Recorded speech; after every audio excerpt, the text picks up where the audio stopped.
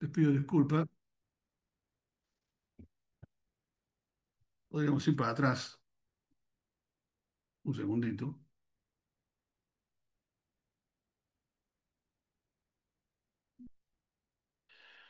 Esto sucede cuando uno está embalado, pero bueno, con ganas de dar la clase. Entonces, justamente hablamos de resistencia y hablamos de definición de resistencia. Dejo la placa un cachito. La aplicación es esta, ¿no? Justamente como una capacidad dable de una placa sobrevivir a esa aplicación de un producto, ¿sí? A la cual normalmente le era letal. Y este sistema de desarrollo de resistencia se reconoce como una disminución o falta de efectividad en ese control de plaga, tanto de malezas patógenos después de la exposición a un producto químico y siempre de acuerdo a que se use con la etiqueta. Y esto decía, si en la etiqueta, yo tengo que respetar lo que dice la etiqueta, si utilizo por debajo de la dosis del producto que está en la etiqueta, puedo llegar a generar resistencia, o también si hay un individuo que sobrevive a una dosis alta, también sucede lo mismo.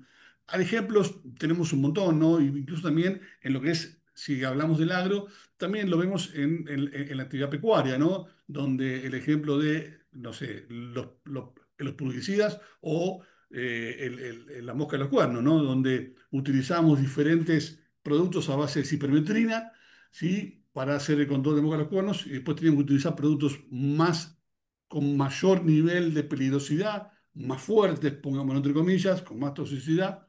¿Para qué? Para hacer el mismo control. ¿Por qué? Por el mal uso, y todos conocemos quien utilizaría algún producto a menor cantidad o lo mezclaba con combustible, con gasoil o con aceite quemado para estirar el producto, con lo cual lo que hacía de esa manera, por ahí lograba más permanencia, pero una menor dosis. Bueno, esta forma de trabajar, o si no, simplemente utilizando el mismo producto, la misma droga química, ¿no? ¿Cierto? El mismo modo de acción, y yo por ahí estoy introduciendo palabras que la vamos a ir definiendo, pero en este ejemplo es esto, donde tengo una población de individuos susceptibles, algún individuo resistente, hago una aplicación, elimino tantos susceptibles y que algunos quedan junto con resistentes, y si sigo haciendo sucesivas aplicaciones, lo que estoy haciendo, estoy, entre comillas, seleccionando, dejando todos aquellos individuos resistentes, ¿sí? Por lo tanto, tengo que hacer un cambio. Y ese cambio no es solamente el cambio de la marca comercial de un producto o la droga química, sino vamos a ver que tengo que cambiar por los modos de acción. Y esto en definitiva es lo que se llama presión de selección. Yo estoy seleccionando, ¿sí? Si uso un producto, estoy presionando para que me queden los más resistentes, por lo tanto tengo que generar un cambio, ¿sí? La resistencia, fíjense, utilizando el mismo modo de acción, que es lo que mostrábamos recién, elimino los susceptibles, ¿cierto? Empieza a multiplicarse utilizando siempre el mismo modo de acción, el modo de acción A. ¿Sí? Y sigo aplicando y lo que estoy haciendo, estoy generando presión de selección y me van quedando aquellos individuos resistentes. Ahora, si yo utilizo ese modo de acción A y a su vez luego utilizo otro producto, ¿sí? Lo que estoy haciendo es bajando la población de resistentes, ¿sí? Y estirando la posibilidad de que aparezcan nuevos individuos. Los modos de acción, ¿y qué es un modo de acción? Porque en definitiva hablamos de modo de acción. El modo de acción es un proceso de cómo un fitosanitario ejerce la acción sobre el organismo a nivel molecular, y también es el lugar y la forma en que un fitosanitario ejerce la acción sobre una adversidad. Son dos cosas, es el proceso en el cual se desarrolla la acción y es en el lugar, ¿sí? Entonces se habla de sitio de acción y mecanismo de acción. O sea, esta clasificación se basa en el sitio donde el funcionario ejerce la acción y el mecanismo que está involucrado para justamente hacer ese proceso de control. Para ver esquemáticamente cómo sería el proceso, yo lo que tengo acá a la izquierda, ¿sí? Es la molécula del insecticida, donde va a encastrar, entre comillas, ¿sí? En el lugar, en el sitio de acción, ¿cierto? En esa proteína de acción va a encajar y va a hacer una acción, la va a alterar y va a hacer una función que va a alterar su sistema biológico o su síntesis o en donde actúe, y bueno, y va a generar una acción. Entonces, va a trabajar sobre un sitio de acción y va a encajar de esa manera. Ahora, los tipos de resistencia que yo puedo tener pueden ser resistencia metabólica, donde esa enzima, perdón, donde ese insecticida es es metabolizado por enzimas y transforman ese insecticida en un metabolito que no va a poder encastrarse en la proteína destino. Entonces, este metabolito, voy a poner el apuntador así queda más. Acá, el puntero. Este metabolito, ¿sí? No va a poder encastrar justamente en el objetivo base de esa proteína. Entonces, ese es una forma de resistencia metabólica. También hay resistencia por sitio de acción. Y en este caso, ¿sí? La forma, o sea, ¿qué sucede? El sitio donde va a encastrar es modificada, se genera una modificación al revés, en el lugar donde va a encastrar, digamos, en este caso, la molécula de la sustancia que está en generación, en este caso el insecticida, y al modificarse el lugar donde va a hacer la acción, bueno, el insecticida no puede hacer reacciones, por lo tanto, genera resistencia. Esos son los dos modos, modo de resistencia metabólica, transformación del producto, en este caso de la molécula, ejemplo, insecticida, o también la modificación del sitio de acción donde se va a incrustar el insecticida para hacer la acción, ¿no? Entonces, eh, desde las empresas del conocimiento, de la industria, y desde la academia se trabaja en lo que se llaman los RAC, que son los comités de acción de resistencia, y estos comités de acción de resistencia, que ya vamos a ver que son para insecticidas, para fungicidas y para herbicidas, los comités son trabajos del conjunto de la academia, la investigación, tanto de las empresas como de la academia misma, ¿cierto? Trabajando en desarrollar eh, sistemas para trabajar y disminuir los procesos de resistencia. Igual. Perdón, hay un micrófono abierto, si lo pueden cerrar, mejor. Entonces, los RAC justamente lo que hacen, Nuevo, dice cantidad también. Ahí. Bueno, pero la cantidad no me importa, porque es una. No, pero abajo no, no, porque abajo tengo las alzas y las colmenas. Bueno, eso vamos a tener que dividir. Esto va a ser una arteria al iodio.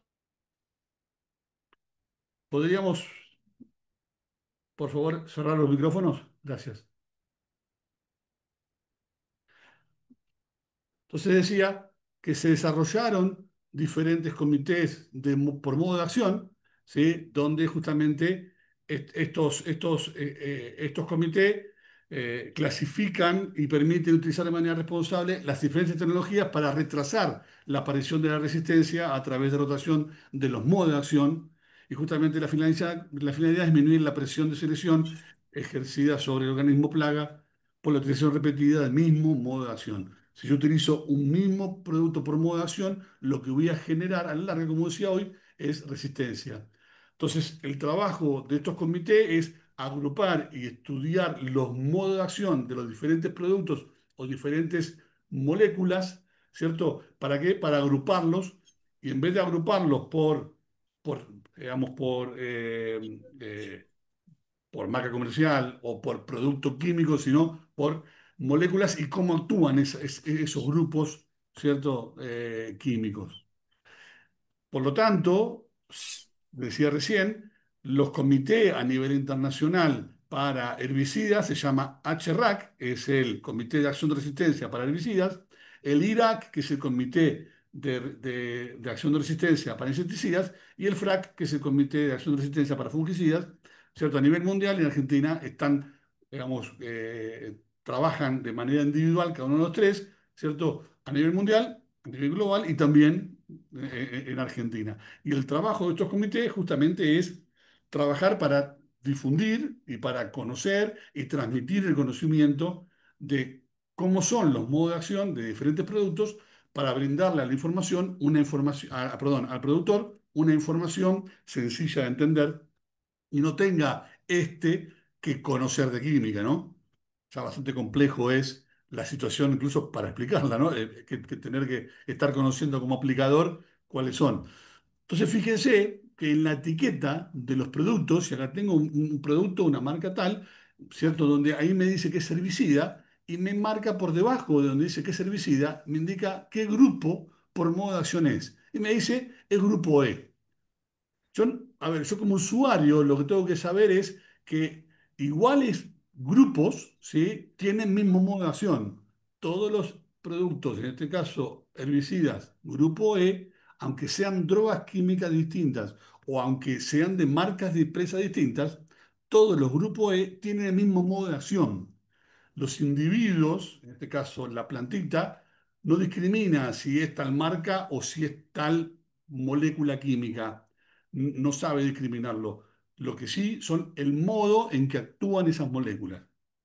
Por eso es reiterativo, pero es un concepto importante esto, porque a veces muchos aplicadores, cuando estamos en los cursos de carne, dicen, bueno, cambio marca, no, cambio principio activo. No, lo que tengo que cambiar es el modo de acción.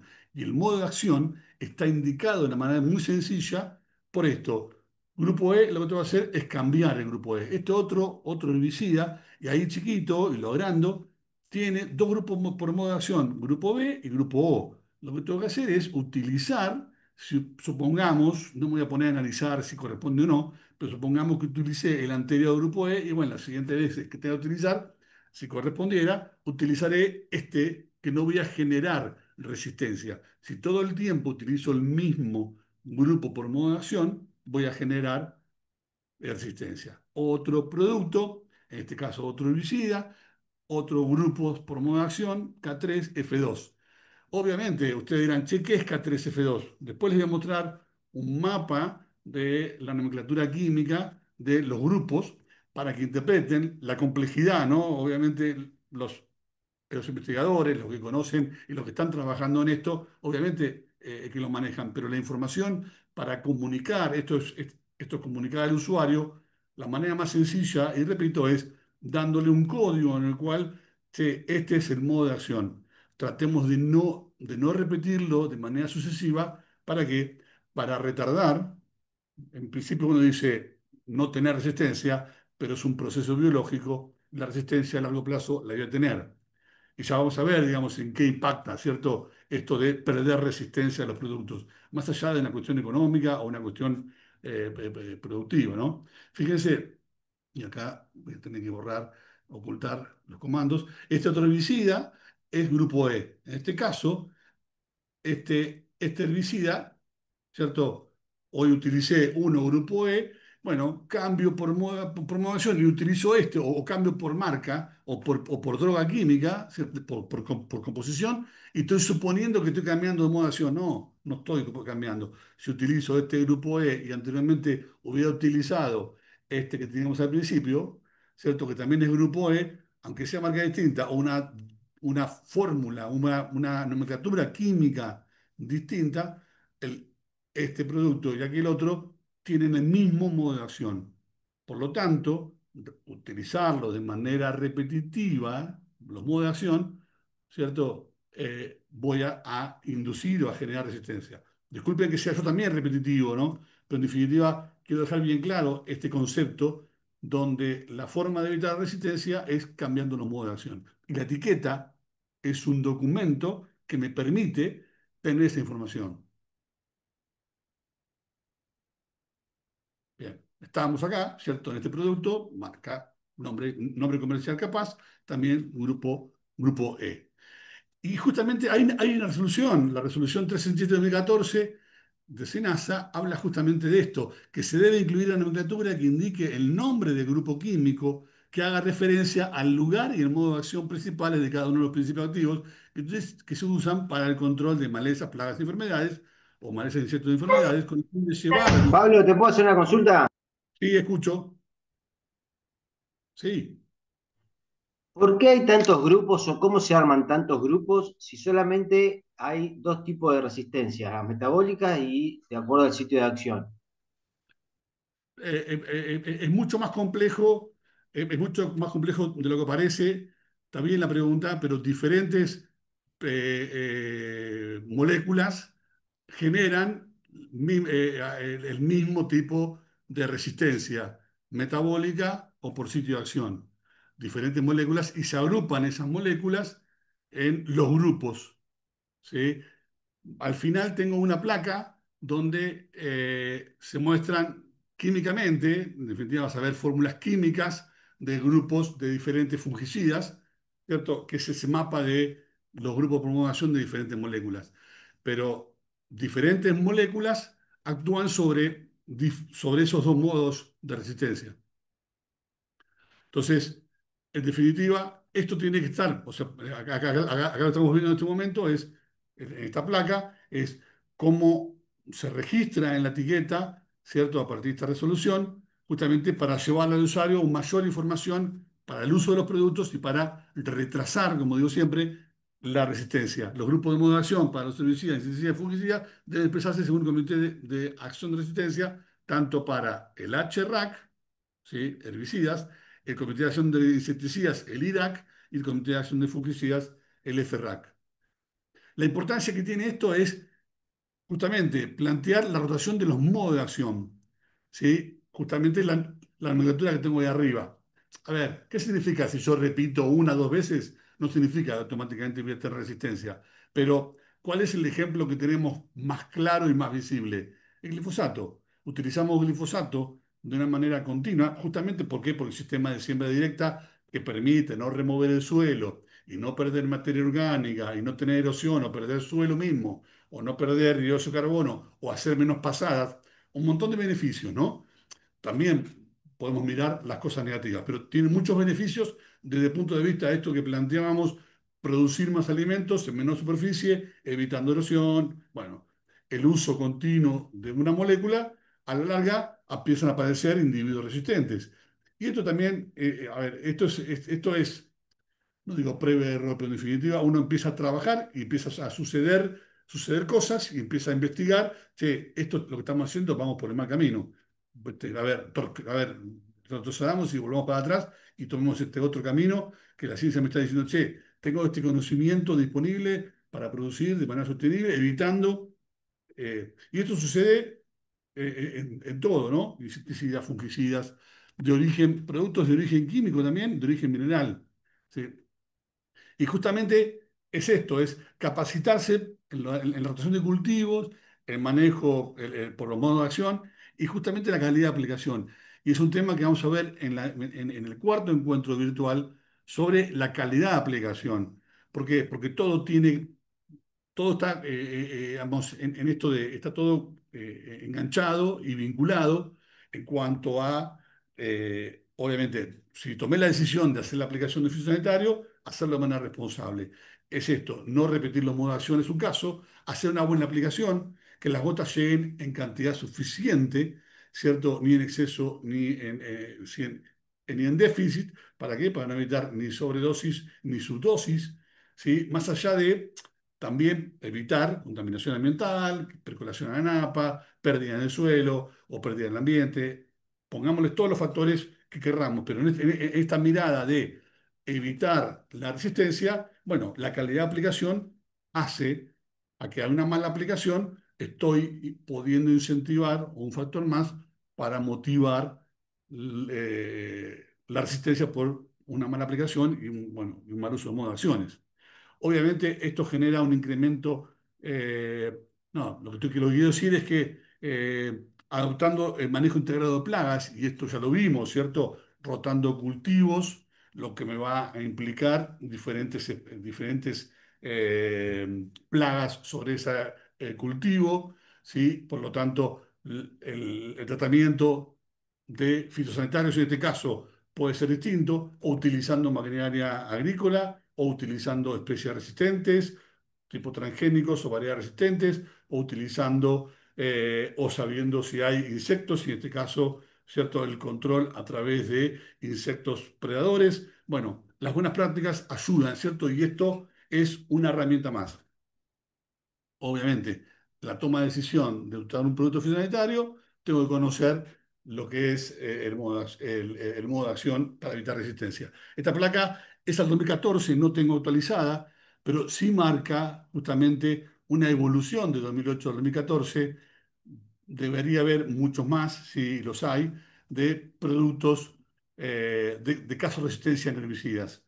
Obviamente que hay muchos más, yo tengo que buscar más información o que CASAFE me la brinde a las empresas o obviamente buscar más información en la academia, ¿cierto? Pero en definitiva hay una evolución hacia los casos de mayor resistencia, ¿cierto? Que llevan a perder herramientas tecnológicas para hacer el control, en este caso, de herbicida, ¿no? Perdón, de malezas. Entonces, el impacto sobre la sustentabilidad es pérdida de herramientas de manejo, ¿sí? Por lo tanto, bueno, mayor cantidad de malezas, permiso, voy a admitir personas, aumento de los costos de producción, por lo tanto, se aumentan el número de aplicaciones, dosis de productos, mezclas de productos, se intensifican las aplicaciones, ¿sí? A ver, si miramos los errores del pasado, decíamos, y yo recuerdo, porque yo también trabajé en algún momento en venta de insumos para una agronomía. Yo igual era un agrónomo grande y poco me resistía, pero en definitiva yo era más de la escuela de, che, recorramos, observamos, hagamos un diagnóstico y no hagamos aplicaciones por las dudas o por preventivas o por calendario.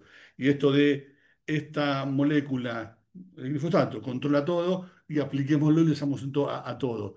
Buenísimo, esa herramienta era fantástica, controlaba todo, pero ¿a qué nos llevó? Nos llevó primero a que aparezca resistencia en muchas malezas y volver, como siempre digo yo, al baúl de recuerdos, a traer moléculas para poder controlar lo que el mal manejo hizo sobre las malezas. Que fuera que aparecieran especies resistentes justamente por el mal uso. Entonces, esto implica mayores costos en producción, mayores números el número de aplicaciones de productos, dosis en mezclas de productos y justamente intensificación. No es una buena práctica, pero nos llevó a eso. Pérdida de productividad, ¿sí? En todo ese proceso donde el control y la adaptación de nuevas tecnologías o de nuevos productos y volver a traer productos, no digo traer productos viejos, pero en definitiva volver a utilizar productos que por ahí algunos eran banda azul o banda amarilla, ¿no? Mientras que uno era banda verde, y esto, a ver, lo repito, que sea banda verde no significa que sea en la panacea, es peligroso igual, pero en definitiva incrementaste en el sistema productos que tienen más toxicidad por sus L50. Esto también genera rápida pérdida de tecnología, como decíamos recién, mayor costos, impacto futuro en precios de nuevas tecnologías. Hay un sinnúmero de cuestiones que hacen ese impacto. Concentración de actividad productiva, o sea, menos personas en el campo, o también costo ambiental, contaminación de recursos hídricos y efectos sobre la biodiversidad, utilizando muchos más productos, más agresivos y seguramente algún producto que actúa sobre otros individuos. La cosa por ahí no actuaba de manera directa sobre otros individuos. Al mezclar productos, obviamente se abre el espectro, ¿no? Entonces, es esto, el uso de las tecnologías y trabajar de manera responsable permite, bueno, en definitiva, no incurrir en todos estos impactos en la sustentabilidad. Costos sociales, elevación de precios, cuestiones en empleos, restricciones en mercados importadores, el uso de productos prohibidos en algunos países por el mal uso, ¿cierto?, en otros, o sin registros, residuos, también barreras para arancelarias, y esas son cuestiones políticas, en definitiva, sobre mercadería. Esta placa, y ahora esperen que voy a correrlo de arriba, bueno, ahí en definitiva lo que veíamos atrás, les pido disculpas que van entrando personas y en definitiva acá vemos una afectación en un cultivo, pero este es el cuadro del modo de acción de fungicidas, de la FRAC. Entonces están los grupos químicos por los diferentes modos de acción. No voy a entrar en esto porque no quiero complejizar el tema, pero en definitiva lo que quiero que sepan y que se lleven es que en definitiva, la información al aplicador, a los productores, está, ¿cierto? Sencillamente, no de esta manera, sino en la etiqueta. Por eso hacemos muchísimo hincapié en la información que está en la etiqueta, que es importante poder transmitirla. Vamos a pasar, en función de eso, ¿cierto? Vamos a pasar lo que es a carga de equipos y mezclas de productos fitosanitarios. En definitiva, tomamos esa decisión y bueno, de hacer la aplicación y tenemos que cargar. Ahora, las variables que afectan la aplicación, justamente el primer punto es la limpieza del tanque. Y los aplicadores siempre digamos, obviamente lo saben, ¿cierto? Pero si, ¿cuándo va la limpieza del tanque? Cuando voy a arrancar la actividad, no, la hago cuando termino la última actividad, el tanque de la máquina y la máquina en sí, ¿no? Hablamos del tanque y hablamos de toda la máquina, todos son los conductos, justamente para evitar que dentro del tanque y en todas las cañerías y conductos y hasta las boquillas queden residuos de la aplicación anterior. Por lo tanto, esa limpieza se hace al terminar, ¿cierto? En la aplicación. Ya vamos a ver luego en qué lugar se hace. El siguiente paso es, bueno, tengo que hacer una aplicación y ahí es donde el operario genera la mezcla en el tanque de los productos en función de la recomendación y la receta fitosanitaria que le otorgó y que le dio y le prescribió el profesional. Por lo tanto, siempre le decimos al aplicador, acá este punto es crucial, es crucial, tiene que conocer cómo interactúan los productos, cómo se vinculan y qué generan, ¿no? ¿Por qué? Porque después suceden cosas como cortes dentro del tanque que le generan muchísimo mayor problema. Y siempre le decimos al aplicador que la función del aplicador no es solamente abrir las canillas o grifos, como uno puede decir vulgarmente, ¿cierto? Y hacer la acción de pulverizar, que es romper esas gotas, sino que no termina ahí, sino que el aplicador tiene que saber cómo se transportan esas gotas desde que salieron desde las boquillas a cómo llegan al blanco objetivo. Tiene que saberlo, ¿por qué? Porque va a tener que tomar acciones, ya lo vamos a ver en la próxima, ¿cierto? Sobre tecnología de aplicación, pero ese conocimiento tiene que saberlo. Y tiene que saber qué intercepción, qué impacto o deposición tienen esas gotas, y tienen que saber cómo se comporta luego esa gota una vez que llegó al blanco objetivo, porque puede haber llegado a la hoja, yo quería que llegue a esa hoja, tiene pubescencia, la gota cayó, rodó sobre la hoja y llegó al suelo, con lo cual una parte llegó ahí, seguramente que no tiene posibilidad de ingresar por la cutícula, si es que tenía que ingresar por ahí. Por lo tanto, yo tengo que saber como aplicador todas esas variables y que hacen a una buena aplicación. Y obviamente el siguiente punto va a ser la acción biológica, bueno, que la va a hacer ese producto dentro de la plaga, ¿cierto? Maleza, insecto o enfermedad. Ahora, para preparar la mezcla, ¿sí? Justamente a veces, justamente mezclar productos lo que permite y combinar productos, a veces permite tener menores costos de producción, permite la facilidad, ¿cierto?, de ser más eficaz y aprovechar los efectos distintos de los diferentes productos. ¿Para qué? Para hacer un control al mismo tiempo de un insecto, una maleza o una enfermedad, ¿cierto? Y ser más eficaz, menores pasadas, ¿sí? O agruparlos, como decía recién, y justamente tener menos pasadas en el campo, menores problemas de compactación, menores cuestiones de emisión de dióxido de carbono a la atmósfera, por menor uso de combustible o evitar los posibles derivas, ¿cierto? Haciendo menores aplicaciones. Por lo tanto, la combinación de productos en el tango, en el tanque para por ahí controlar diferentes plagas, ¿cierto? Es común y es beneficiosa, ¿no? Y justamente los elementos que componen la mezcla son todos estos, pueden estar, ¿cierto? El principal es el agua, porque es el elemento justamente que es el vehículo y el que permite generar la mezcla y generar la dispersión, la solubilidad o no, y ser el vehículo. Los siguientes activos dentro del producto formulado, surfactantes dentro del producto formulado, pueden haber polímeros, agentes de suspensión, ¿sí? Pueden haber productos que son preservantes que logran que ese producto o esa formulación se mantenga a lo largo del tiempo. Productos antiespumantes que pueden colocarlos o pueden venir en la formulación justamente para, como dice su nombre, no generar espuma y que no sea complicación al momento de la mezcla, la carga del equipo, ¿cierto? Generando tensión superficial. Productos anticongelantes, ¿sí? Adyuvantes que justamente permite potenciar, disminuir y que combinan los elementos, reguladores de pH y diferentes sistemas para evitar el lavado. Todos estos elementos pueden estar justamente en esa mezcla del tanque, ¿no?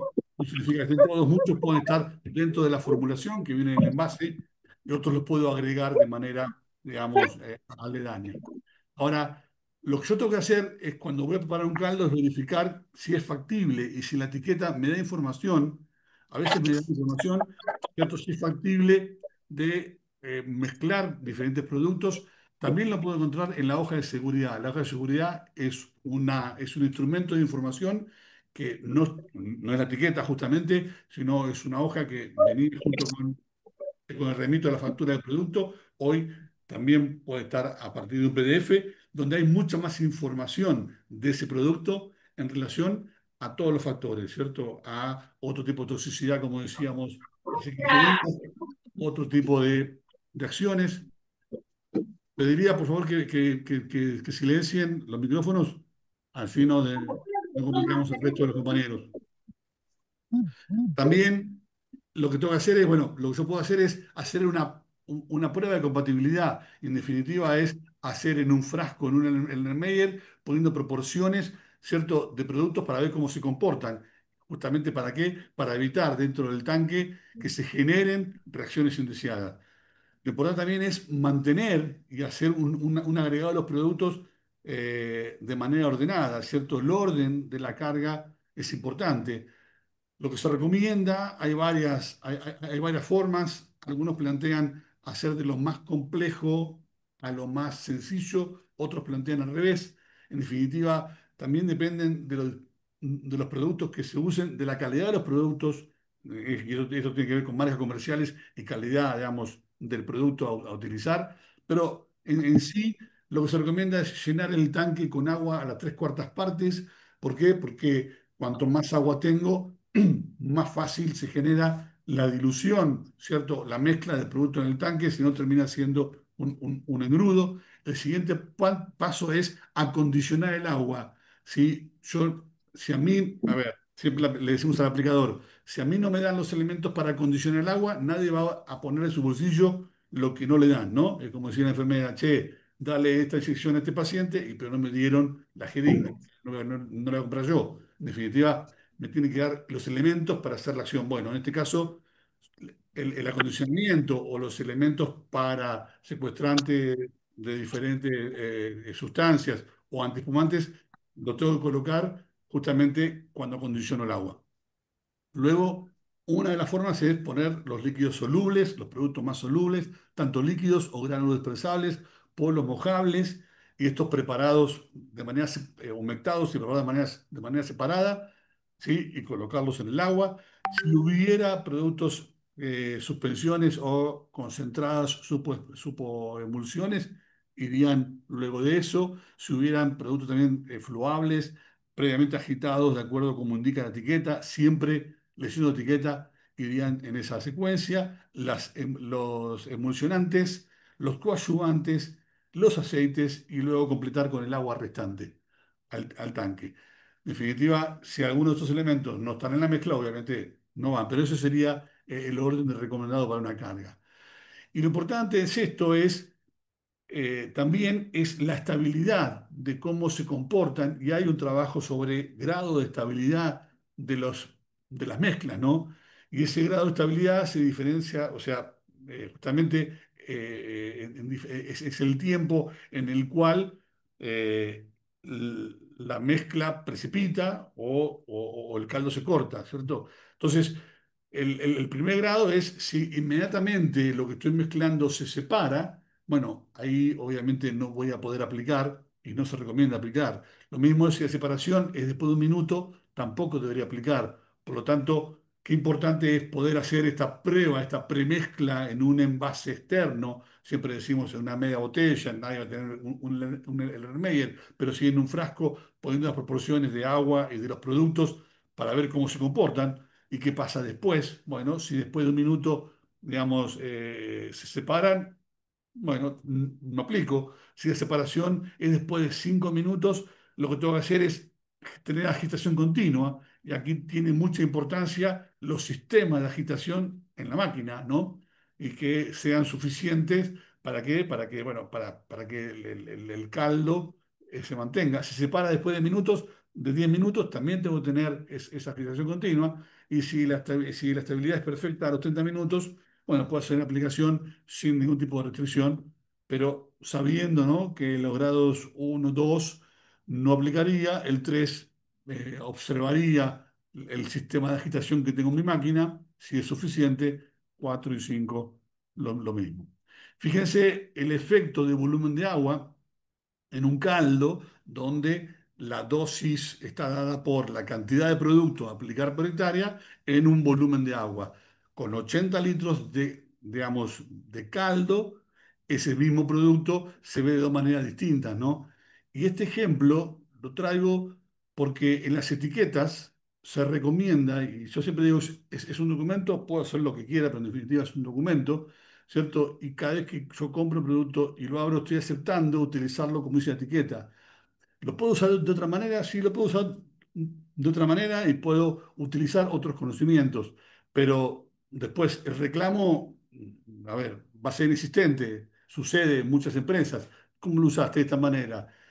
Apliqué 40 litros de caldo por hectárea. Bueno, la etiqueta decía esto, chao, media vuelta y, digamos, y se va el de la compañía, el que te vendió el producto.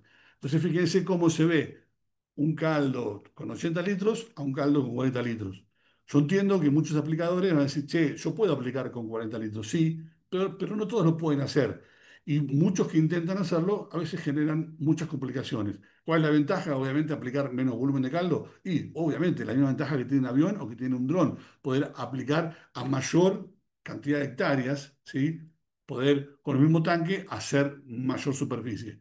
Ahora, si la etiqueta está autorizada para un volumen de aplicación, y lo mismo para una dosis o para un cultivo o para una plaga, bueno, si salgo, si me corro de esa información, hay un riesgo, ecuación de riesgo, ¿sí? Puede suceder, puede funcionar.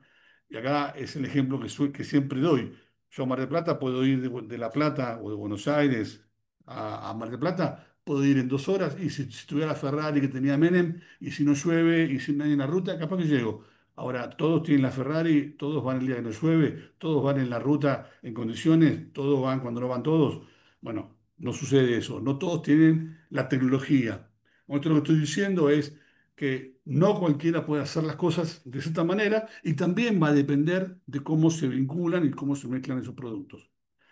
El tema de pH, ¿sí? El pH potencial hidrónico, obviamente el problema lo causamos nosotros. Juan Pablo Tiponi es un ingeniero que trabaja en unas compañías y da una muy buena charla sobre esto, tomé su placa y en definitiva el mayor concepto es, bueno, debemos trabajar, el objetivo es trabajar en pHs que estén rondando entre los 4 y los 6,5. Ese es mi objetivo, ¿cierto?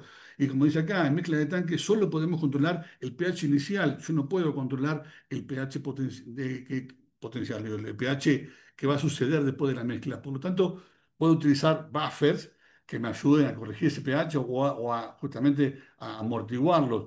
Pero el pH final si yo no pruebo, es impredecible. Y lo que tengo que buscar es eso, es pHs cercanos a la alcalinidad, no, digo, no buscarlos, generalmente cortan los caldos, tengo que utilizar pH, como decía recién, entre 4 y 6. Los pH bajos son peligrosos, tanto también como los pH alcalinos. Por eso también se usa cloro para hacer la desactivación de los tanques en lavado, también productos de limpieza que son a base alcalina. También el tema de la corrección de agua en cuanto a lo que es, eh, bueno, utilizar correctores. En este caso, un agua sin corrector, ¿sí? Se ve por ahí por debajo del Erlenmeyer cómo precipita el producto, ¿sí? Con un corrector, con un buffer, tengo una buena mezcla. Y esto, justamente lo que tengo que hacer es hacer el espaciamiento del ingreso entre el producto y producto de la carga, ¿sí? Y usar un buen volumen de agua. ¿Para qué? Para minimizar la probabilidad de que se me generen cortes en el tanque. El otro elemento que tengo que tener en cuenta es justamente la dureza del agua. Y en todas las regiones, no tengo un mapa acá para mostrar, pero en todas las regiones de Argentina tenemos diferentes grados de dureza de calcio, magnesio, también de hierro y aluminio y sodio, ¿cierto? Y la importancia de esto es saber. Y la tabla de dureza, en este caso, es la tabla de dureza para el uso de fitosanitarios. Cuando uno dice, bueno, el agua, como dice ahí abajo, el agua dura puede ser agradable al paladar y, bueno, las aguas sódicas son muy chocantes, pero esto de que si el agua que toma el puestero o las vacas, no, ese criterio no sirve. Tengo que tener grados de dureza que vayan de moderadamente dura a blanda, ¿cierto? Las aguas muy duras generan precipitados de calcio y magnesio, con lo cual tengo que o trabajarlas.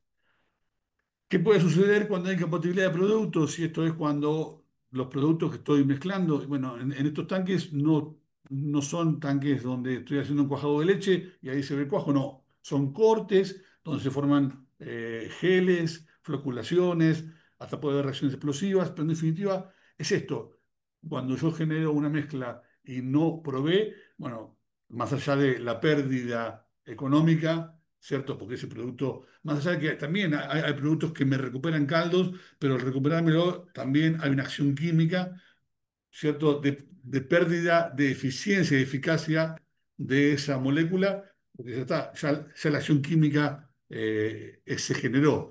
Por lo tanto, el paso primero que tengo que hacer es tener conciencia en probar y tener una buena calidad de agua, justamente agua por un lado y cómo se combinan los productos. Eso es la vista de arriba de un filtro, ¿cierto? Y todo ese engrudo, justamente, es un mal ejemplo. Déjenme contar la experiencia. Cuando estamos con aplicadores en los cursos de aplicador, uno siempre pregunta cuando llega a este punto de las mezclas y carga de equipos.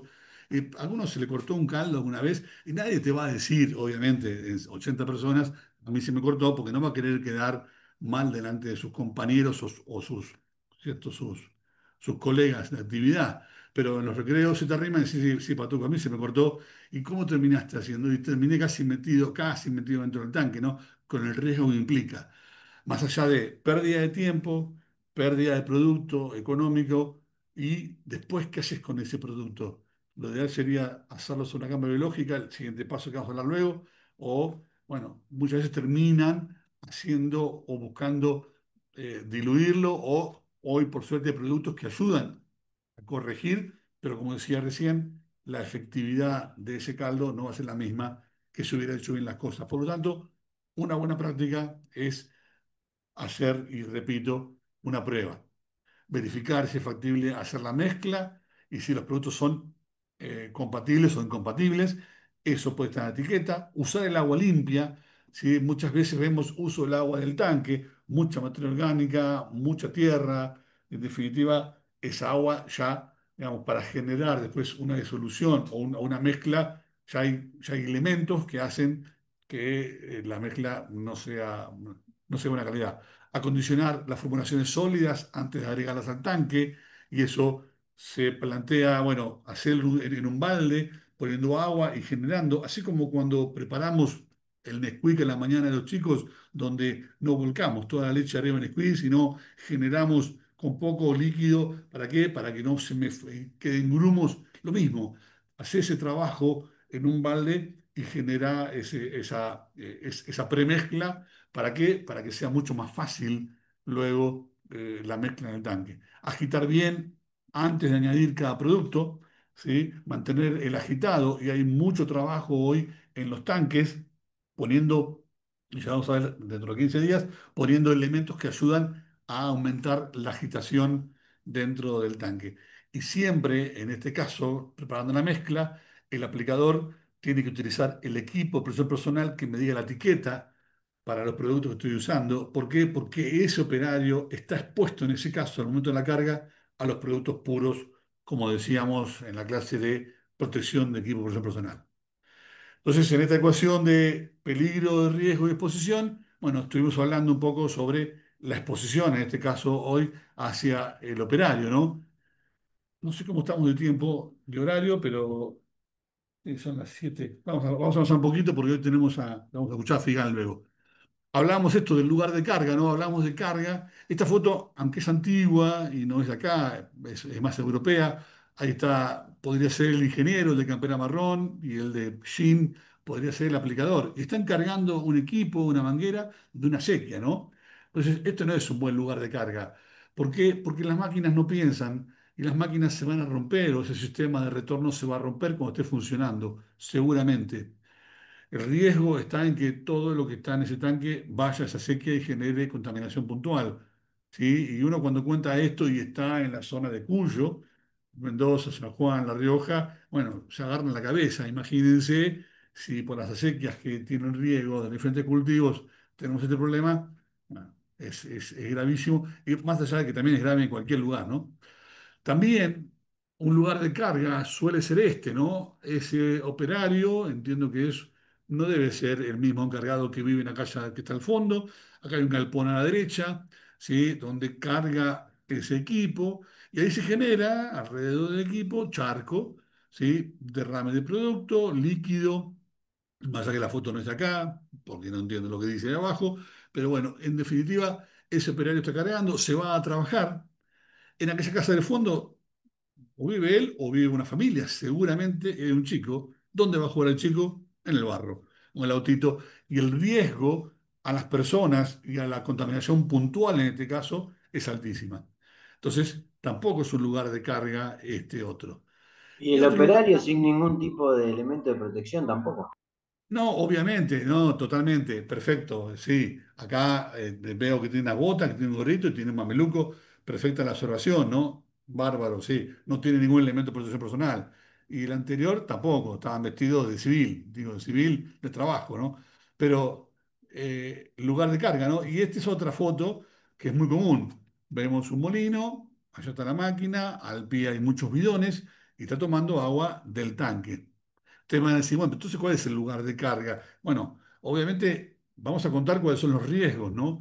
Esa máquina, si tiene un derrame, el líquido va a caer ahí al pie del molino. Ese molino, eso, si eso se repite de manera continua, esa agua va a ir a Napa y ese molino va a estar bombeando al tanque agua, ¿cierto? Con riesgo de contaminación o de consumo a las personas o a los animales.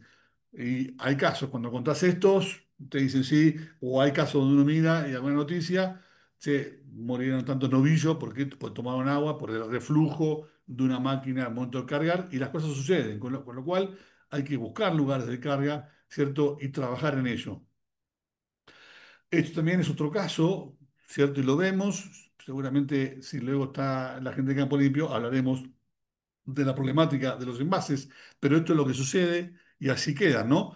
Esos envases tengo que entender que no están limpios, ¿sí? Y hay un riesgo de contaminación. ¿Por qué? Porque se toma como lugar de carga ese lugar. Las camas biológicas son un lugar, y acá hay diferentes fotos y vamos a ir hablando de lo que es una cama biológica. No sé si escucharon hablar alguna vez ustedes, pero hoy se está hablando mucho más. En este caso, y voy de vuelta al puntero, opciones de puntero, acá. En este caso, vemos un tanque, es cierto, una mochila, esto se llama mesa biológica, acá hay una cama biológica, acá hay unos bines, ¿sí? Acá está una máquina posada sobre un césped, bueno, tengo que interpretar que por debajo, y estoy seguro, porque es una de las fotos, es una cama biológica, acá hay unos bines, acá hay como si fuera un invernáculo, bueno, hay una cama biológica, y acá hay un playón de hormigón, lugar de carga para los aeronaves, para aviones, ¿no? Entonces, hay diferentes, incluso ya patentadas, pero en definitiva son lo mismo: fito, cama biológica, biobed, mesa biológica, lecho biológico, que en definitiva son todo lo mismo en diferentes composiciones de mezcla.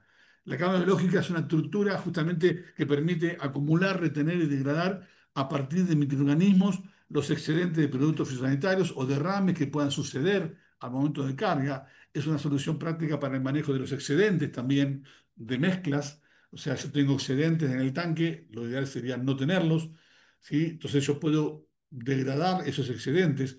También si tengo productos vencidos, y ese es un uso de la cama biológica, ¿no? Porque los productos vencidos a ver, para ambiente, Ministerio de Ambiente, que antes era el PDS, es un producto en el cual es un peligro, es un residuo peligroso, el cual debe ser tratado de una manera específica. Yo debería enviar esos envases vencidos, productos vencidos, para que sean degradados. Una gama biológica es un dispositivo que me permite, digamos, degradar esos productos. También sirve para enjuagar y lavar las máquinas, ¿sí? Y evitar de esa manera la contaminación del suelo y el agua. Y es parte de la mitigación de los riesgos. Bueno, hay información, hay la fuente y todo lo que vamos a ver sobre camas biológicas, la bibliografía y mucha información viene de Suecia, donde se desarrolló donde se desarrollaban las camas biológicas. ¿Sí? También hay mucho trabajo en la zona de Liscamén, en Mendoza. Y vamos a ir viendo que una macabra biológica, su principal componente es la biomezcla, ¿no? Y la biomezcla acá está separada para interpretar cómo está formada, ¿no? Pero es una mezcla, ¿sí? De manera homogénea, donde el 50% preferentemente en material vegetal, de alto contenido de lignina, ¿sí? Un 25% de suelo del lugar, donde contiene los microorganismos, y otro 25%, perdón, de compost o turba. Las camas biológicas, como decía, surgieron en Suecia, zona donde hay alto contenido de turba, y las originales, ¿cierto? El desarrollo se hizo con uso de turba, capacidad de absorber mucho volumen de agua, ¿sí? Mezclado con material con alto contenido de lignina y con suelo, ahí se desarrollan diferentes microorganismos. Ahí el ingeniero Martínez Peck también me comparte esta placa para ver un dispositivo de cama biológica, en este caso indirecta. Ya vamos a ver los tipos de cama biológica, donde la máquina está posada sobre un playón, ¿sí? El lavado de la máquina y el líquido de lavado va a un tanque, y ese tanque, digamos, donde hay, digamos, filtrado de barros y tanque de agua, ese producto es asperjado sobre la biomezcla, como decíamos recién, esa biomezcla, yo asperjo el producto de lavado sobre ahí, y ahí se produce la degradación de los productos a partir de microorganismos que tenga el suelo.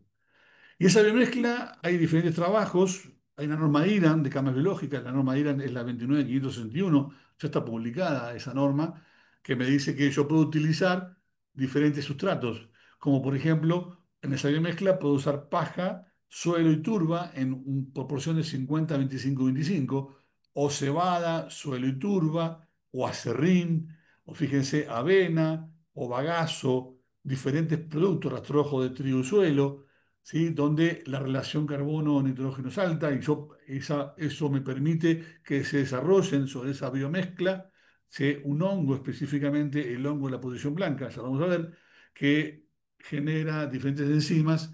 Y yo tengo que sacar esto porque me complica. Bueno, diferentes enzimas, y que degradan justamente esas enzimas en los diferentes productos.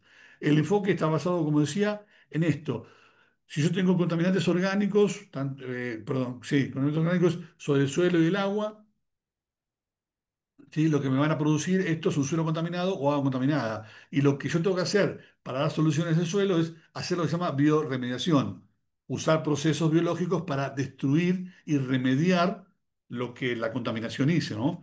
En definitiva, la cama biológica es el concepto es distinto, es bioprofilaxis, uso procesos biológicos para evitar que el suelo y el agua se contaminen.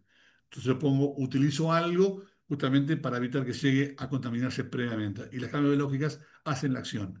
Y como decíamos recién, principal componente de la cambio biológica son productos que tienen alto contenido de lignina, ¿cierto? Donde eh, eh, el concepto, como decía, se desarrolló en Suecia. Siempre digo, en el Instituto ahí de Agricultura y Desarrollo, ingeniero agrónomo en Suecia, Molinta sueco, donde una colega argentina, María Pilar de Castillo, trabajó sobre este desarrollo, donde el hongo de la posición blanca, el Phaneroides cryptosporium, ¿cierto? Produce enzimas de actividad amplia, estas las fenoloxidasas, donde hay lignino peroxidasa, magnesio peroxidasa, la casa, y que actúan sobre la lignina y diferentes productos, cortando esas cadenas largas y liberando dióxido de carbono, y también lo hacen sobre el PCB, las dioxinas y los diferentes fitosanitarios.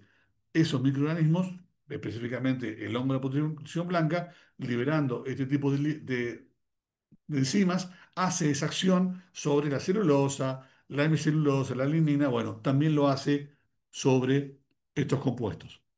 Entonces, un ejemplo y un trabajo justamente desarrollado por esta colega, la degradación de un principio activo como el isoproturón, ¿sí? Que es de la familia del mesulfurón. Bueno, fíjense, la línea verde es en tiempo la concentración del principio activo, ¿cierto? Y cómo fue disminuyendo a medida que ingresó en el sistema las enzimas, las diferentes enzimas.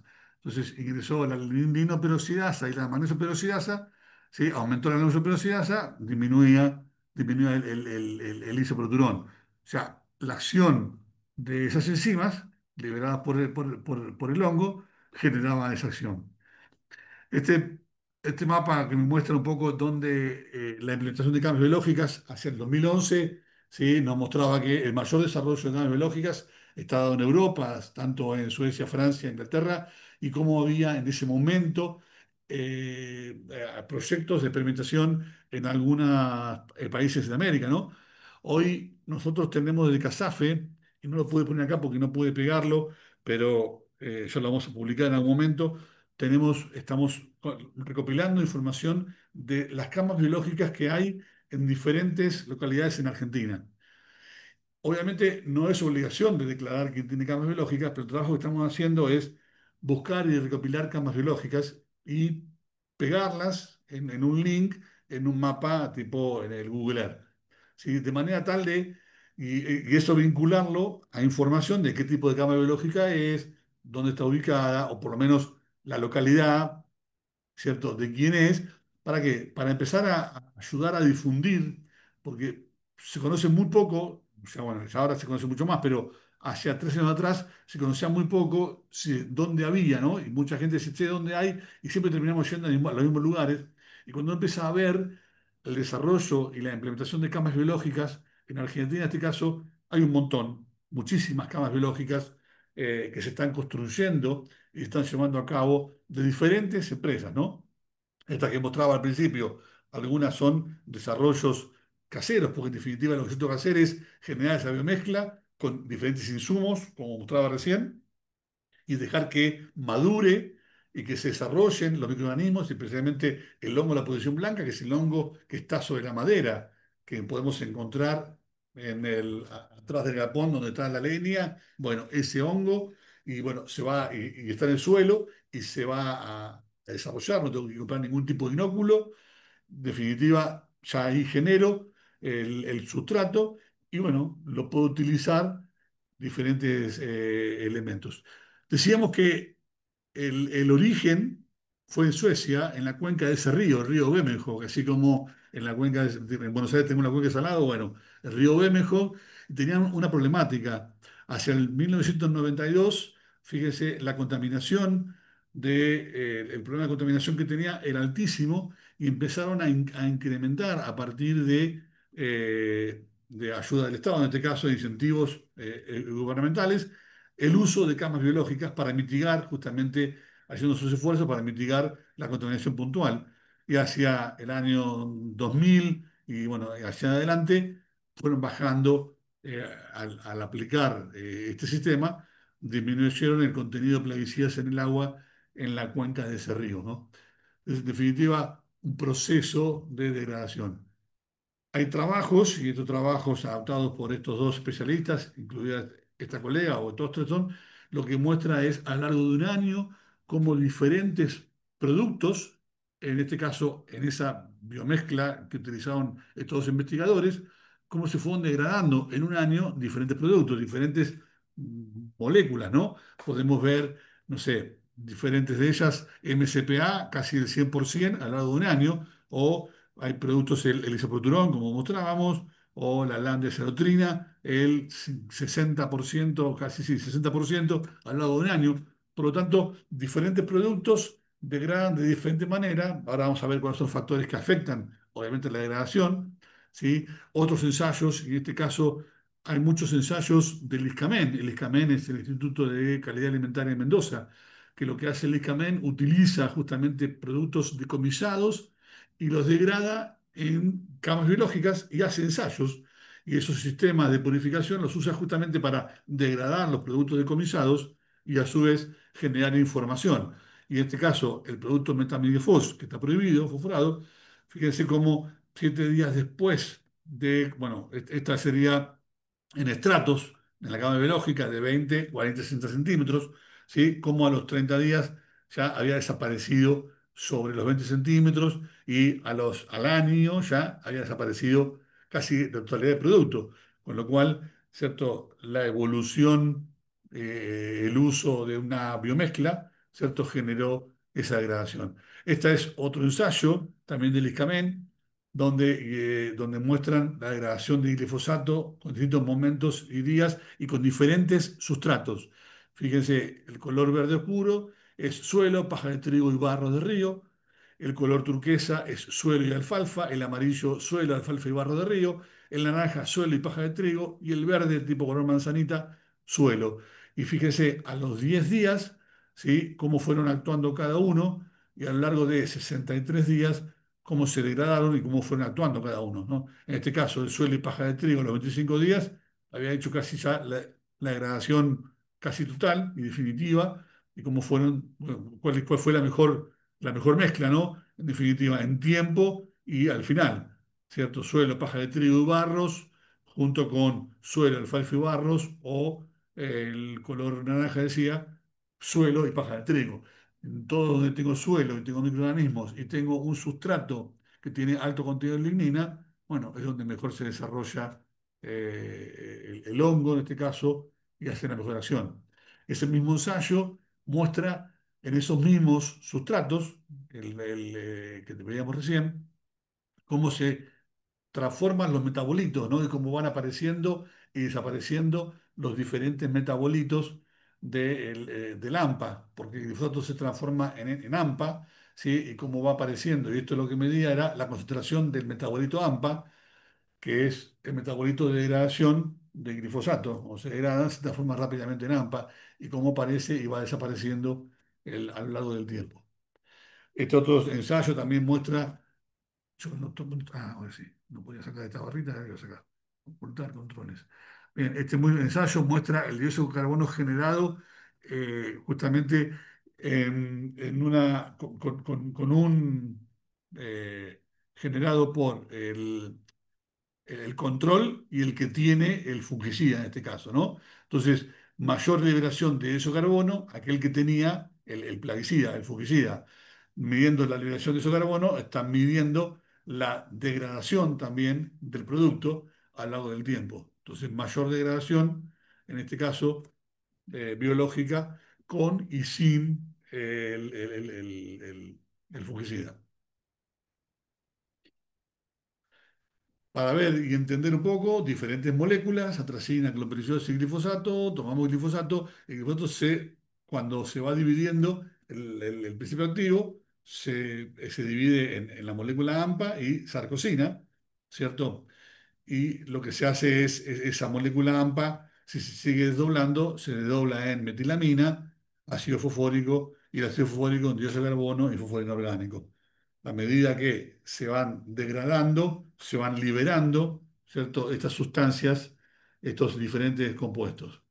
El trabajo también que presentaron, en este caso en el Centro de Investigación de Dijon, donde diferentes sustancias y a través en este caso, una de los sistemas de llave biológica de Fitovac, donde en este caso atracina, los gramos que había de sustancia activa por gramos de cama biológica y al cabo de 2 años, bueno, era cantidad suficiente, o sea, no era cantidad suficiente para determinar, ¿no? En 2 años la atracina desaparecía, en 2 años desaparecía la carbentina, perdón, carbetamida, y así los diferentes productos a lo largo del tiempo, ¿no?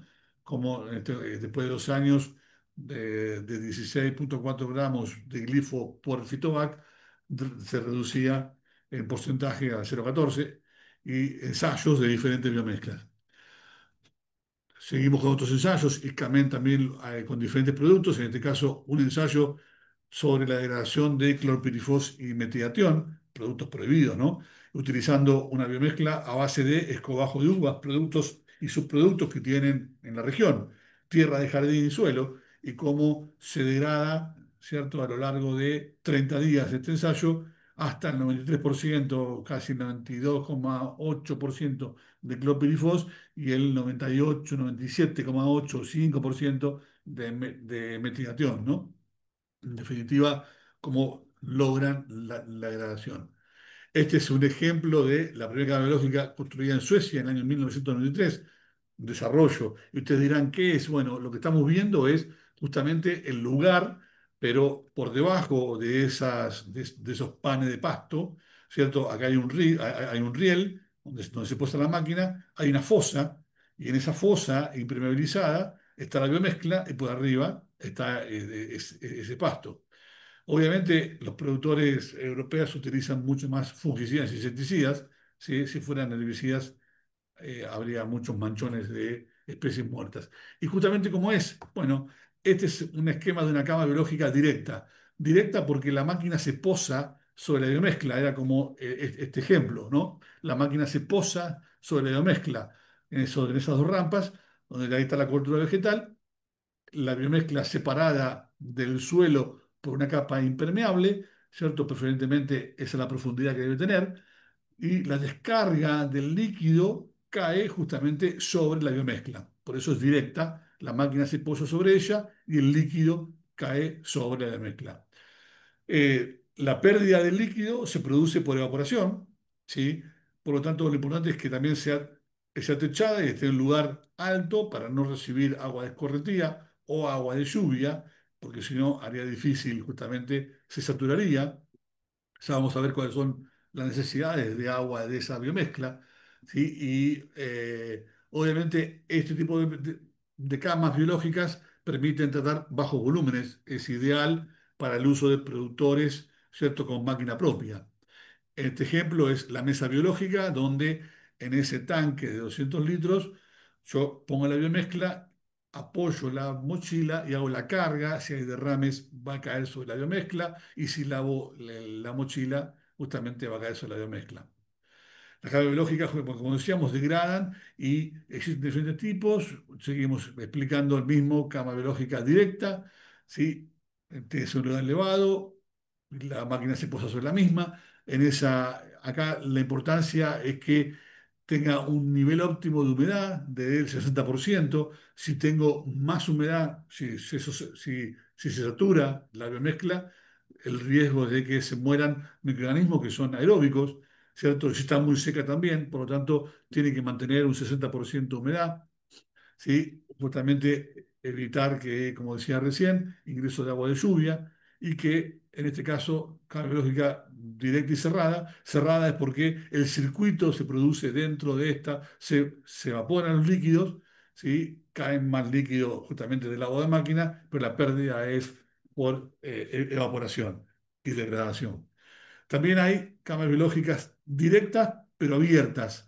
Abiertas es que el líquido va a un tanque externo y a su vez, cuando la máquina no está o en otro momento, se asperja el líquido recopilado en el tanque sobre la mezcla y se recircula este circuito, ¿no? Entonces, es directa porque la máquina se posa sobre la mezcla, y es abierta porque el líquido vuelve, o sea, o sea, lo que se hace es, se vuelve a poner sobre la mezcla, asperjándolo. En este caso, diferentes tuberías reciclan el líquido y se lo asperja sobre la misma biomezcla. Este es un ejemplo y prototipo que hicimos para una exposición de unas jornadas fitosanitarias. Lo que hicimos acá, más que nada, en realidad esto representa una cama biológica directa. Lo que hicimos fue simular, ¿no? Simular que esto fuera una fosa, ¿sí? Impermeabilizada con este nylon, donde estaba la biomezcla y arriba unos rieles y la máquina, ¿no? Tratamos de poner algunos panes, pero en definitiva estamos haciendo, era una exposición y queríamos simular un ejemplo, ¿sí? No era la construcción de una cama biológica. Bien, disculpen. Este tipo de cambio de lógica es una cambio de lógica indirecta.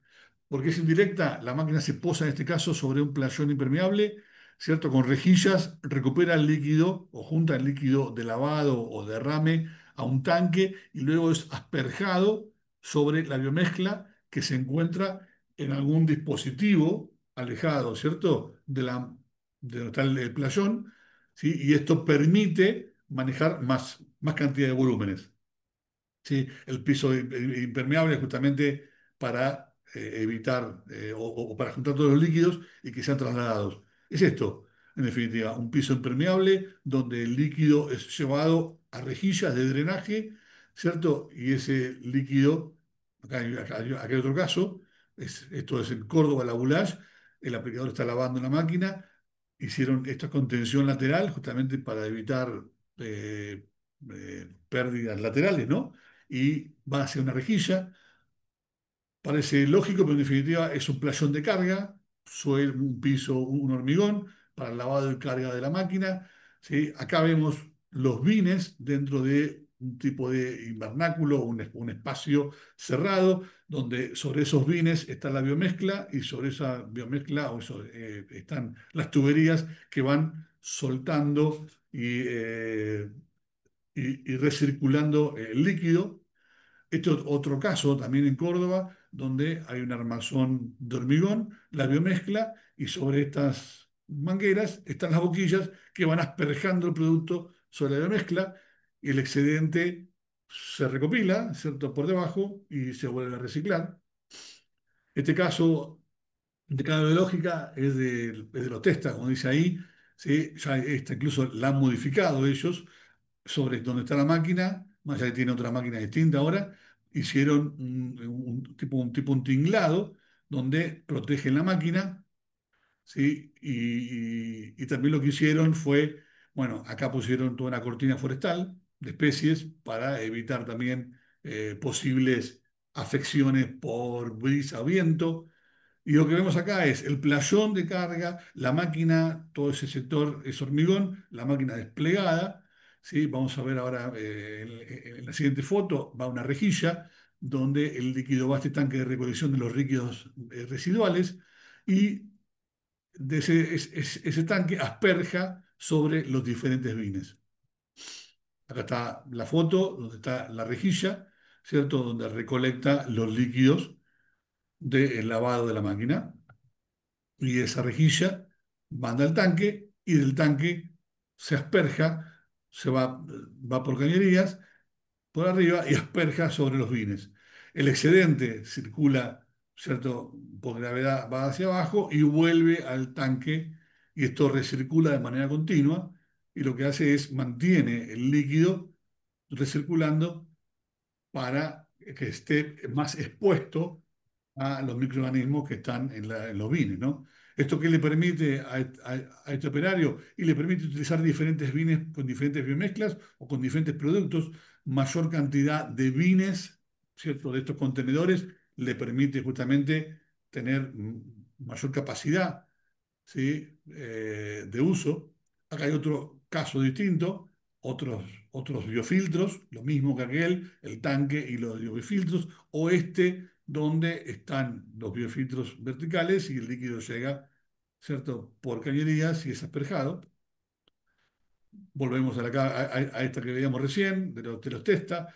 Acá vemos que como tiene cobertura vegetal, obviamente se utilizan herbicidas. Bueno, lo importante de la cobertura vegetal es justamente para amortiguar, ¿no? Más allá también del efecto invernáculo que se genera, amortiguar y que se mantenga en condiciones, ¿para qué? Para que haya mejor actividad biológica.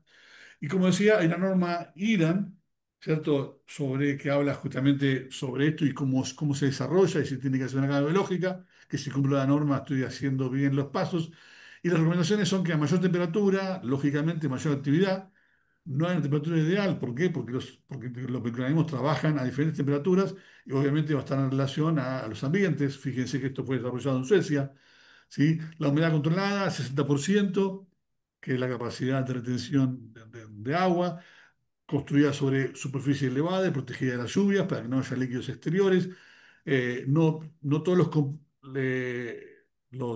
compuestos trabajan de igual manera, no todos los sustratos, y la composición de la mezcla está en función de lo que tenga disponible, pero tengo que homogeneizarla. ¿Sí? El tiempo de permanencia de recambio, preguntas clásicas, bueno, está en función también del uso que se le dé y de dónde estén ubicadas, de 3 a 5 años, depende de temperatura y del uso, como decía. Lo que tengo que hacer después es levantarla de mezcla y cambiarla. La cama agotada debe compostarse para asegurar que no queden residuos durante 8 meses a un año. Se composta y se puede utilizar luego y se puede esparcir esa biomezcla e incorporarla al campo. Los segundos trabajos de esta gente de Suecia a razón de esa cantidad por hectárea.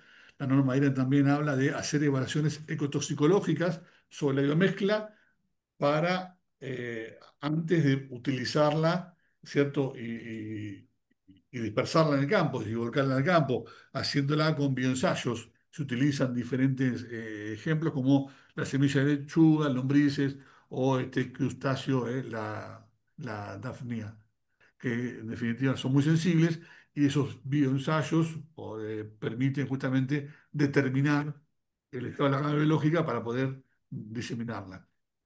La cadena biológica se hunde, obviamente, de 10 a 20 centímetros por año aproximadamente. ¿Por qué? Porque se va degradando, ¿cierto? Y se va descomponiendo ese material.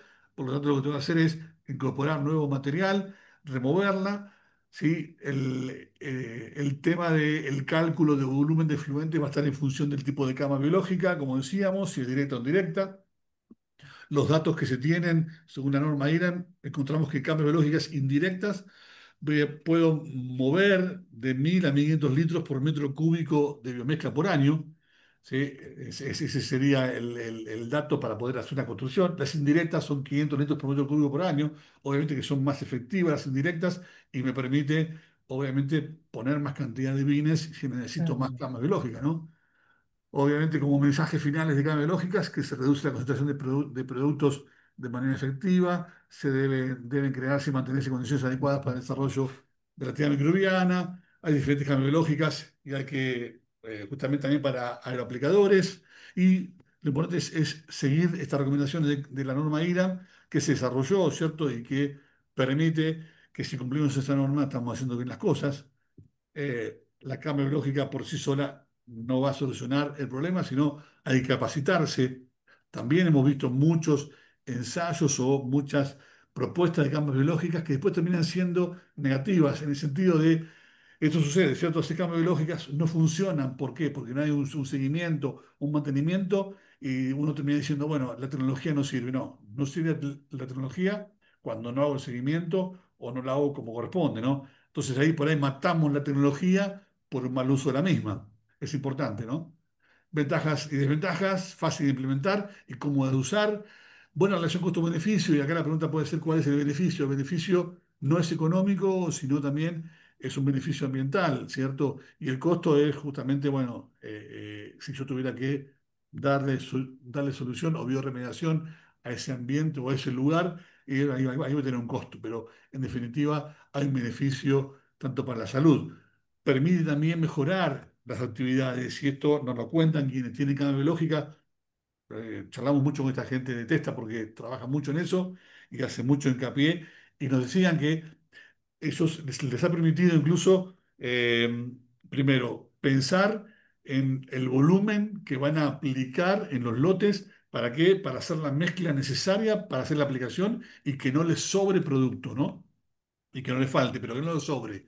Eso es el primer punto. Y segundo, también tienen en cuenta la cantidad de líquido que tienen al lado del botalón, ¿cierto? ¿Para qué? Para que no sobre. Hacen un preenjuague en el lote, ¿sí? Y muchas veces nos cuentan que a la cama biológica terminan llevando productos de limpieza, mayoritariamente. Más allá de que también llevan residuos de fitosanitario, pero mayoritariamente llevan productos de limpieza. Obviamente que son parte fundamental de las buenas prácticas, y justamente el conocimiento permite ir sumándonos a esta buena práctica, y es compromiso con la sostenibilidad y el medio ambiente. Siempre decimos que los productos por sí solos no causan daño, sino son las formas de usarlo.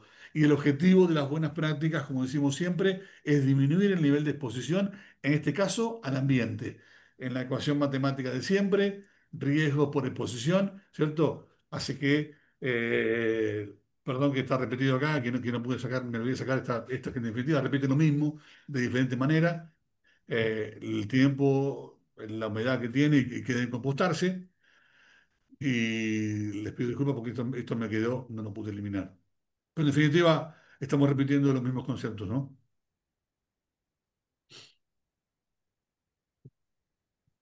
Bien, quería llegar a esta placa, en definitiva lo mismo. Si yo la toxicidad del producto que tengo no la puedo modificar, lo que sí puedo modificar en este caso es cómo se expone, en este caso, al medio ambiente. Vamos a hacer un corte, hacemos un break de unos 15 minutos y volvemos y seguimos con la temática que corresponde, ¿eh? Dejo compartir. Y nos vemos en 15 minutos. Son las 7 menos cuarto. A las 8 estamos por acá y vemos el último tramo. Bárbaro. Gracias. Genial.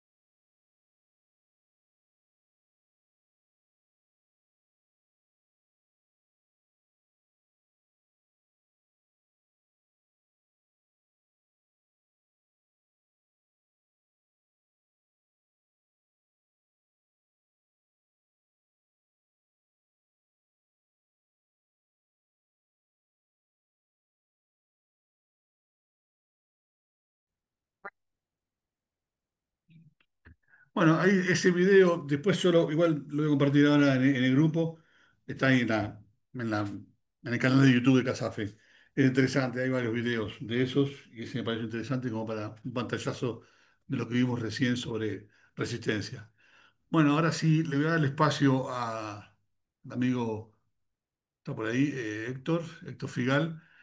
Héctor Figal, alumno, pero también está en fiscalización del Ministerio de Desarrollo Agrario.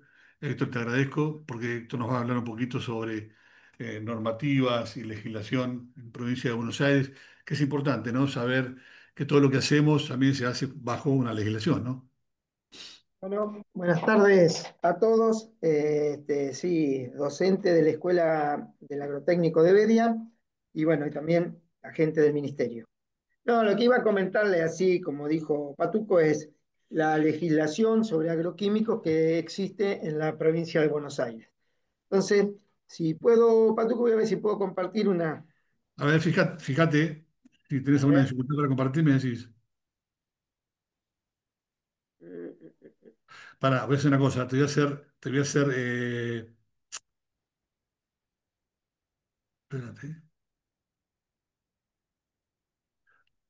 a hacer convertir en coanfitrión. Bueno, Ahí está. Deberías poder ahora, fíjate si podés compartir.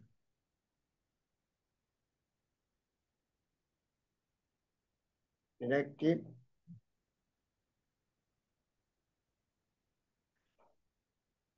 buscamos. Sí,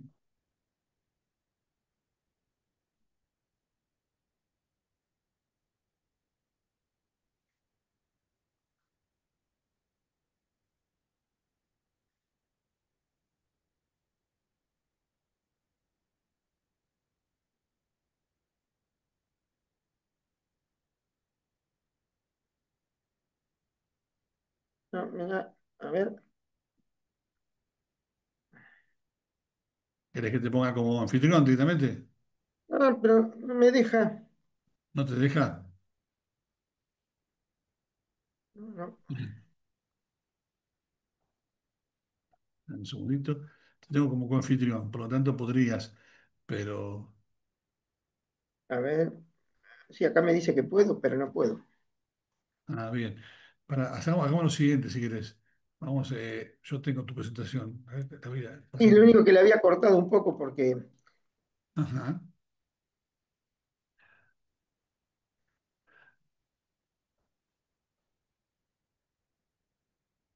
bueno, ¿No podés? y pongo compartir pantalla, pero no me la comparte. ¿Querés que pruebe dejándote como anfitrión? Ah, no. Te doy todo el poder. Ahí A ver, estás. espera, Ahí acá estás. estoy en el diario. Sí. Bueno, Espera. Charlas, charla curso. ahí está. Ah, ahí está. ¿Estamos? Viste que Decime podías. si se ve porque yo no te. No, perfecto, perfecto. Se ve perfecto. Viste que Bueno, podías. esto Pasa que es. has perdido la costumbre de la época de pandemia, seguro. No, no, de la edad, de la edad. Eh, sí, bueno, no, esto es un poquito la presentación. Yo soy de la Dirección de Control y Sanidad Vegetal del Ministerio de Desarrollo Agrario. Lo que decía que la ley que rige las aplicaciones y formulaciones desde la Comisión de Fitosanitario en la provincia de Buenos Aires es la 10699 del 88, una ley que el 29 de, de agosto del año pasado, sí, el mes pasado cumplió nada más que 37 años y el decreto reglamentario 34 años tiene, así que no es una ley muy nueva. Eh, a su vez, el Ministerio ha establecido una serie de resoluciones que van ayornando un poco la ley. Bueno, les voy a contar cuál es, bueno, esto lo vas a hablar vos, que es la ley la 27279, que es la ley de los envases vacíos, así que, bueno, las leyes que están en la provincia de Buenos Aires. Específicamente, la ley de agroquímicos en el artículo 1 establece cuáles son los objetivos de la misma. La protección de la salud humana, de los recursos naturales y la producción agrícola a través de la correcta y racional utilización de los agroquímicos, como también así evitar la contaminación de los alimentos y del medio ambiente. Eso en el artículo 1 de la ley es lo que establece como los objetivos de la misma. ¿Cuáles son los productos que son alcanzados por esta ley? Bueno, herbicidas, insecticidas, acaricidas, avicidas, fungicidas, fertilizantes, inoculantes y todos los productos de acción química y o biológica que sean utilizados para la protección y desarrollo de la producción vegetal. Todos esos son los productos que son alcanzados por la ley. ¿Y cuáles son las actividades que están alcanzadas por la ley? Desde la fabricación, formulación o fraccionamiento, los depósitos, las agronomías, o sea, los expendios, y la aplicación terrestre, aérea o con domisanitarios, con la mochila. Un artículo que le damos mucha importancia es el artículo 8 de la ley, que expresa que queda prohibida la venta y o la aplicación de los productos fitosanitarios sin la receta agronómica obligatoria. Esto es fundamental y que se le hace mucho hincapié. Vamos a hablar un poquito, ¿qué es la receta agronómica obligatoria? Es el instrumento que garantiza la intervención de los profesionales en los tratamientos. ¿Cómo está formada esa receta agronómica? Por dos cuerpos. El cuerpo de adquisición o de compra, que el productor debe entregar para adquirir el producto. Eso, si viéramos hoy entre todas las resoluciones que ha establecido el Ministerio, hay una que es la 87 del 2001, que es una alternativa que es el arremito, que es el remito que emiten en las agronomías. Por eso el remito de las agronomías tiene la firma, el sello, el número de matrícula y el número de inscripción en el ministerio del profesional. Y el cuerpo de aplicación, que es destinado al productor o al usuario de esos productos, y es allí donde el profesional indica de qué forma se va a aplicar, cuánto se va a aplicar, bajo qué condiciones se va a aplicar. Bueno, todo lo que hace a la aplicación de ese producto. ¿Por qué es importante esta receta? Porque estamos hablando de un uso seguro y responsable de los fitosanitarios. Es un instrumento legal ante cualquier planteo judicial que avala el uso y o aplicación. Es un elemento de control para nosotros, para los organismos fiscalizadores, y es un respaldo para los procesos de certificación de normas de calidad de producción agrícola. ¿Quiénes pueden hacer esta, o qué productos se pueden prescribir en una receta? Bueno, todos los productos de acción química o biológica, estoy mostrando, que estén aprobados por SENASA. Todos los productos que están aprobados por SENASA pueden estar prescriptos en la receta agronómica. ¿Y quiénes están autorizados a recetar? Bueno, acá dice productos de usos agrícolas. ¿Por qué? Porque pueden ser también domisanitarios. Yo acá estaba pensando más que nada en los productos de aplicación agrícola, entonces por eso puse esta placa. Bueno, que pueden ser los ingenieros agrónomos, forestales o de producción agropecuaria que estén matriculados en el CIASPA. Para los productos domisanitarios, los médicos veterinarios matriculados también pueden hacer la receta. ¿Cuáles son los actores que están involucrados en la receta? El profesional, que está inscrito y matriculado, que es el que emite la receta agronómica o domisanitaria de adquisición y aplicación. Las agronomías, que son los que expenden el producto conforme a la receta de compra o al arremito. Todas deben contar con un profesional ingeniero agrónomo, bueno, producción agropecuaria. El productor, que llamamos productor al titular del lote donde se realiza el tratamiento, que para tal fin contratará a un profesional que será el encargado de emitir la RAO, y la empresa aplicadora, que es la que tiene que hacer el acta de condiciones técnicas de trabajo, que se realiza cuando se termina la aplicación y que para que tenga un valor legal tiene que estar firmada por el aplicador y por el productor o a quien éste designe. Y por último, los aplicadores que tienen que estar inscriptos, que, bueno, contar con todas las normas de aplicar lo que dice la receta y firmar el acta de condiciones técnicas de trabajo. Esos son todos los actores que están involucrados en la receta agronómica obligatoria.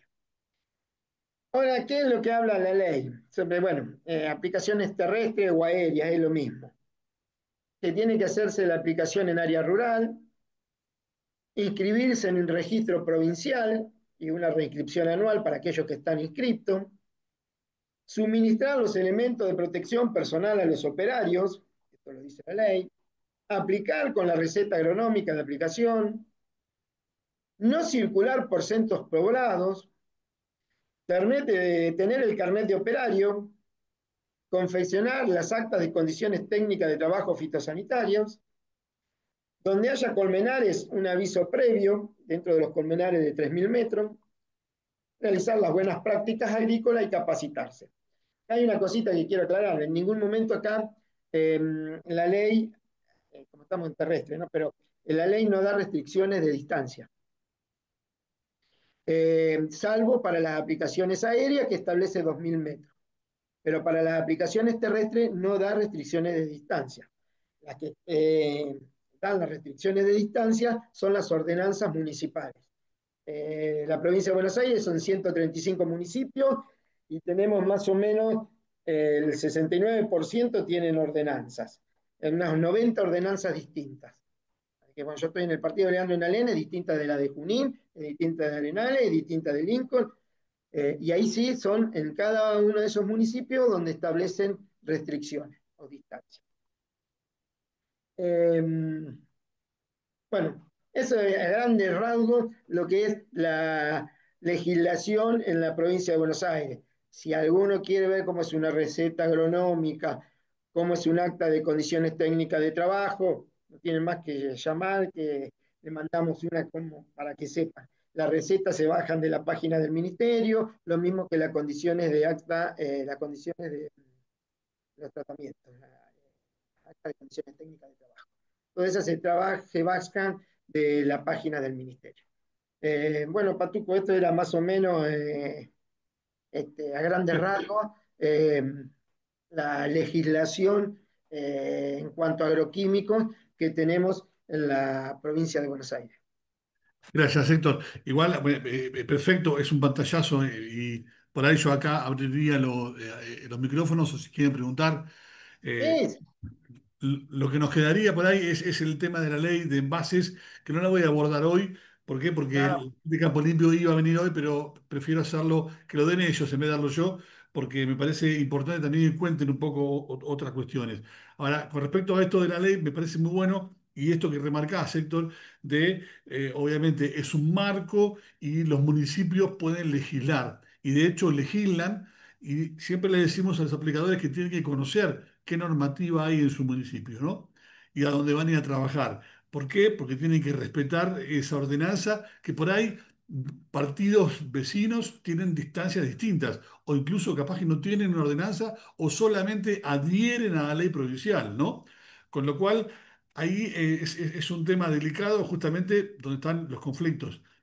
bueno, y que cada uno también tiene que averiguar que no exista ninguna cautelar o algo por el estilo, como pasa en Pergamino, que tenemos una cautelar de 1095 metros, en Peguajó que también hay una cautelar. eh, bueno, todas En esas general, cosas el perdón, en general. aplicador tiene que estar atento. Sí, exacto, como decía recién, en Pehuajó, en Pergamino, también en General Pueyrredón, ¿sí? Y las cautelares, obviamente, es la acción del Poder Judicial, en este caso, ¿cierto? Por alguna acción que no se haya tomado en el municipio, ¿sí? O que no tenga normativas o alguna acción. Entonces, bueno, ponen a cautelar y ahí es una complicación. Nosotros siempre, déjenme contar qué es lo que pasa a mí, o sea, mi experiencia, y yo siempre lo cuento, porque en los cursos, muchas veces me llaman a un colega o a algún productor que pusieron una ordenanza y yo no puedo hacer nada, yo no soy concejal. Yo incluso trabajo para la Cámara de Empresas. Lo que sí hago, hablo de buenas prácticas y hacer las cosas bien. Y el primer paso es respetar la normativa vigente, sea cual sea. Puedo estar de acuerdo o no, pero fue decidida en un consejo deliberante, con lo cual tengo que aceptarlo. Lo que sí puedo hacer, y de hecho a veces hacemos, es cuando hay un inicio de diálogo de hacer una normativa o de modificarla, arrimamos información, así como lo puede hacer el ministerio o lo puede hacer un grupo de ambientalistas o quien esté interesado. ¿Para qué? Para que ese concejal que es un vecino de la localidad, ¿cierto? Y que a veces por ahí no tiene todo el conocimiento, bueno, darle información para que lo use, ¿cierto? Y tome la decisión. Y lo que surja será lo que hay que respetar. Entonces, es importante esto, ¿no? Bueno, yo tuve experiencia de caso también en Pecuajó, ¿cierto? Haber ido a conversar con los concejales y nada, como anécdota, ¿cierto? Quienes nos invitaron nos decían, che, flaco, le estás dando información al intendente para que me cobre más tasa. No, le estoy dando información a ustedes y al oficialismo y a ustedes para que hagan la mejor ordenanza. Después háganla ustedes. O sea, la información, aunque yo no la diga acá, la información se consigue. Con lo cual, es esto, ¿no? Y casualmente en esa reunión, el oficialismo me decía, Patuco, quédate tranquilo, estamos reviendo la ordenanza porque nos damos cuenta que se pueden bajar distancias. Y el tema no es una cuestión de distancias a veces. La distancia lo que ayudan es, digamos, a poner o dar tranquilidad a los vecinos, sino es, para mí personalmente es una cuestión más que de distancias, de formas de trabajar, de buenas prácticas, ¿no? Obviamente, lo que digo siempre, si la distancia está, la tengo que respetar. Puedo hacer las cosas bien con distancias o puedo hacer las cosas mal incluso con distancias, ¿no? Pero bueno, es un tema de discusión y es válido que así lo sea. Pero me pareció interesante traer esto de, obviamente, conocer la importancia que tiene que tener el aplicador y el productor, porque en definitiva, a ver, una pregunta que puede surgir la hago yo, si quieren también, está abierto el micrófono a preguntas si quieren, pero se me ocurre, ¿no? Eh, una aplicación sin receta, Héctor, que Ilegal. es ilegal. O está el aplicador haciendo la aplicación y hace el acta, porque él tiene que hacer el acta de condiciones técnicas de trabajo, por ahí lo podemos conversar en la próxima, que serían, ¿cierto? Que el viento esté de tal distancia, o sea, que ponga todo lo que hizo, ¿cierto? Como si fuera una declaración de lo que hice en función de la receta, pero si no es receta, hago el acta, tampoco tiene validez. ¿No? Sí, sí, es Entonces, complicado, pero es así. A lo mejor exacto, el aplicador quiere hacerlo y... Pero bueno, a veces hablábamos en los cursos también el tema de los seguros. Que no, tengo el seguro contra, por si se me manda una deriva o algo y aplico sin receta. Y la compañía de seguro, buenas noches para el cantor. claro, te va a decir, ¿y la receta dónde está? Nada, lo primero que piden es la receta. Cuando vas a contratar el seguro no te lo piden, pero Esto es un activo colectivo, lo que decimos siempre, ¿no? Esto es la acción de todos los actores, colegas ingenieros, productores, porque también son responsables, productor no sí, es el dueño del campo, sino es el dueño del cultivo, el aplicador. Entonces, en esto, ¿no? A veces el aplicador te dice, bueno, pero yo no tengo la receta, y si yo no la hago, a la aplicación la hace otro. Bueno, ya hay un tema, ¿cierto? Esas son las cosas que nos pasan, y bueno, claramente ustedes, Héctor, son los que cuando vienen con esto nada, yo vengo a comunicar lo que el legislativo decidió y yo tengo que hacerlo cumplir. así que ponernos tapones en los oídos y Sí, sí, y tratar de dar explicaciones a esto de, bueno, a ver, empezar a... Porque también lo que nos sucede, y transmito cosas que suceden, y uno ve en los cursos de carnet con aplicadores, y te dicen los aplicadores, bueno, pues deberían hacer este curso también con los productores y con los ingenieros. De hecho, se hacen, o sea, también se habla con ellos, se habla con el colegio de ingenieros, para que los ingenieros hagan la receta. El ingeniero cuando hace la receta también se cubre poniendo todo lo que pueda poner en observaciones, ¿cierto? Aplicar de esta además, manera, en otra boquilla, ¿no? y además es como siempre comentamos, vos hacés la receta y decís y ponés todo. Es como cuando vas al médico y te dice una pastilla cada 6 horas y te tomás 6 cada 1 hora. Bueno, Claro, médico, ¿qué culpa tiene? Y bueno, acá pasa lo exacto. mismo. Pero a veces tenemos miedo, no sé qué, a hacer la receta. Sí, yo siempre digo y trato de llevar al aplicador a profesionalizarlo. Yo creo que se va en ese camino. Profesionalizarlo es darle la capacidad para que tenga posibilidad de tomar una buena decisión, con más información puede tomar decisiones, ¿cierto? Y esto de hacer un curso, darle un carnet, repetir los cursos iniciales y los cursos, ¿cierto?, de mejora continua, hacen que sea. Porque así como decías vos, el médico te revisa y te prescribe algo, vas a la farmacia y acá vas a la agronomía a comprar el producto. Y si ese producto te lo tiene que aplicar alguien, vas al hospital y la enfermera es la que sabe. E incluso si te pasa algo, no va a llamar al médico, che, se me está yendo el paciente porque le agarra un shock. Ella tiene herramientas y sabe cómo actuar frente a ese percance o esa acción de ese paciente para salvarle la vida. Lo mismo el aplicador tiene que tener el conocimiento para poder cambiar las herramientas de aplicación, aunque el ingeniero le haya dicho tal cosa, ¿no? ¿Por qué? Porque cambiaron las condiciones ambientales e incluso debería parar si las condiciones no son aptas para aplicar. Y eso es una buena práctica. Sí. Entonces, Otra qué cosa importante. una cosita para que quede, Sí, que siempre se sale en los cursos también. La receta se hace siempre, no solamente para tratamientos periurbanos. La receta agronómica es para cualquier tipo de tratamiento. y a veces lo que sucede, Héctor, es que la receta se hace posterior a la aplicación. No, tiene que estar antes. Antes era papel, yo recuerdo, yo tenía, creo que ya la perdí en la mudanza, las hojas grandes con tres cuerpos papel, años 90 y pico, Que ¿no? se Bueno, hacía, se esos daba las años, partes, sí. claro, que Antes también además era, se cobraban, tenías que pagarlas para que te den el talonario. claro. Lo que pasa es que quiso ser muy similar a la medicina, pero la actividad agropecuaria es distinta, porque el productor compra a veces producto sabiendo que lo va a tener que usar igual, o tiene un tiempo para usarlo posterior. Entonces, como eso surgió, que eso fue lo que contabas del el arremito, era la opción de decir, bueno, cuando compro en el remito, ¿cierto? Firmado por el ingeniero de agronomía, eso sirve como receta de compra. Y después el ingeniero hace la receta en función de ese producto Que para yo poder tengo. hacer la aplicación. Cuento un poco esto del proceso porque está bueno también entender, ¿cierto? Cómo a veces la evolución de las normativas también van evolucionando con las técnicas y con los errores, ¿cierto? Que se van encontrando, ¿no? Para que funcionen, justamente. Bueno, uno de esos avances fue que hasta el año 2016 no había la resolución que hablaba sobre el carnet de operario. Bueno, Hoy en día, para poder realizar una aplicación, tenés que tener el carnet de operario.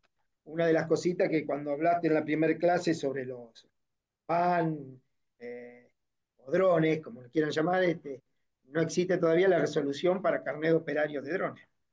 eso es Está importante en porque contra de la ley. todavía, o sea, los drones, hay 6.000 en el mercado, en Argentina, Mm. y para que tengan idea, creo que hay 10 aplicadores en Argentina habilitados, no solamente a ver, habilitados para volar drones incluso, por la ANAC. Entonces, Sí, la tecnología a veces va mucho más rápido que el orden, ¿cierto? El orden legal. Y bueno, hoy las provincias están todas iguales, están viendo qué hacen con los drones y cómo lo hacen. trabajando Sí, porque incluso, para tener una idea, ¿cierto? El que tenía un dron de 50 litros, hoy ya es, no digo obsoleto, pero ya hay uno de 100. Entonces, y esto también, la complejidad de esto lo hace que hoy cualquiera, digo, no, a ver, no cualquiera, pero en definitiva es más accesible comprar un dron que comprar una de máquina, comprar. un mosquito, ¿no? Con lo cual pone en situación de riesgo a la producción. ¿Por qué? Porque cualquiera podría acceder más fácil a un dron. Y hoy muchos dicen, bueno, lo que no está prohibido está permitido. Pero ya eso es lo que está llevando, por ejemplo, en algunas localidades a la intervención judicial o alguna cautelar o alguna cuestión que hace la problemática de hay un vacío o un mal uso, ¿no? Sí, hay un gris ahí que Claro, exacto. Sí, yo digo un vacío o un uso, pero en definitiva es un gris, porque son nada. aéreos, son aéreos, tendrías que tener 2000 metros, pero no vas arriba, lo manejas de tierra. Claro, exacto. Vuelan más bajo, vuelan más lento y aplican distinto que el avión, pero vuela y es aéreo. Y ahí hay una cuestión legal que hay hay que trabajarla, ¿no? Y bueno, en medio para poner en conocimiento a todos, digamos, cuáles son las cuestiones que suceden, ¿no? Y con las cuales Exacto. nos encontramos. De hecho, también para que un producto pueda ser aplicado con dron, tiene que estar habilitado por SENASA. Y las empresas tienen que haber presentado a SENASA los ensayos de dosis y de forma de aplicar, en este caso con dron. Y entonces el SENASA habilita para aplicar ese producto con drones.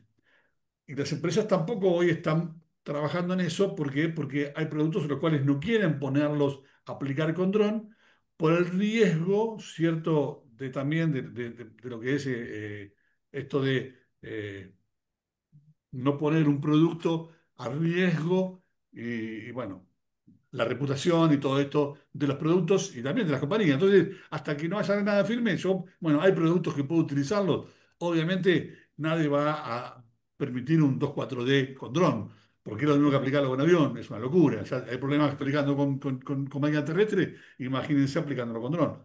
Entonces, nada, se está trabajando mucho en tecnología de aplicación en función también de los que recomiendan los fabricantes de los drones y de lo que recomiendan la investigación, en este caso trabajando el INTA, el Ministerio, los privados, para ponernos de acuerdo en cómo es la forma de aplicación con un dron o cuál debería ser la buena práctica, ¿no?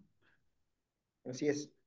Esto, Héctor, siempre está relacionado a lo que hablamos siempre de buena práctica. La buena práctica es usar el conocimiento disponible para producir de manera sostenible. Que el dron sea, digamos, un vehículo que vuela sin personas, está bueno, pero mal usado no está bueno. Entonces, es esto, es la buena práctica, es de la tecnología bien utilizada y que nos permita justamente dar ese paso de calidad. No sé si alguien quiere hacer un comentario, una pregunta, yo como para ir cerrando y dar espacio a la conversación, ¿no? Si no, ya son 8:30 y yo ya los iría dejando libres por el día de hoy. Bueno, Bueno, Héctor, yo te agradezco. Hoy tenés un 10 como alumno. gracias, profe. Hoy tenés un 10, hoy tenés un 10. Bueno, no, les agradezco un montón. Bueno, gente, estoy a disposición. Bueno, y nada, nos seguimos comunicando en el grupo. Gracias Bueno, a todos. nos Hasta vemos. luego. Abrazo, saludos Abrazo. a todos. Corto la grabación, porque después me olvido.